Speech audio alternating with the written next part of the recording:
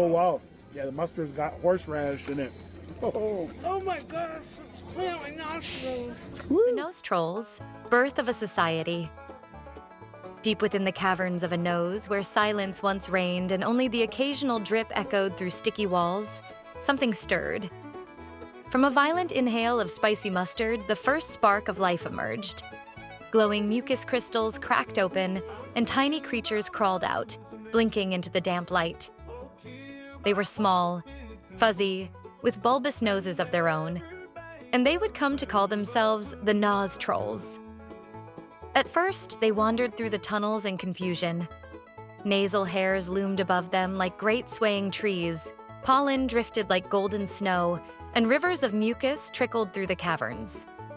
It was an unforgiving land, and yet, it was theirs. The leader, Sniff, declared that they would not merely survive here. They would build. Soon, booger bricks were stacked into walls, tissues were stretched into tents and banners, and the first great settlement of Nosheim was born. Life in Nosheim was not easy.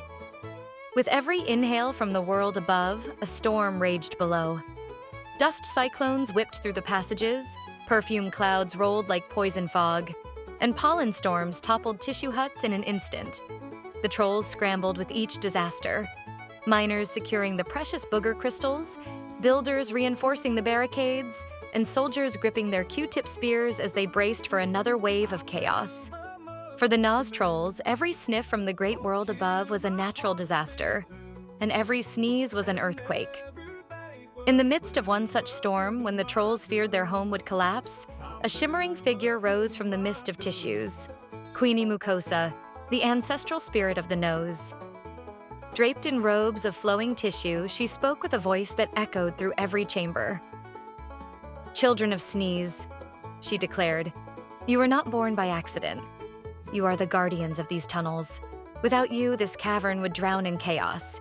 You are not pests. You are protectors." The trolls were awed. Even Snort, who usually laughed through every disaster, stood still. Sniff raised his crystal sword high and declared that their destiny was clear. They would no longer cower from the storms. They would stand as guardians of the nostrils, defenders of Nosheim, and champions of the sneeze. From that day forward, their society thrived, stronger and prouder, chanting their oath, "Long live Nosheim, long live the nostrils."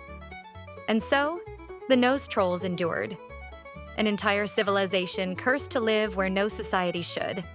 Born of sneeze, forged in snot, and forever bound to guard the nose against the endless storms of the world above.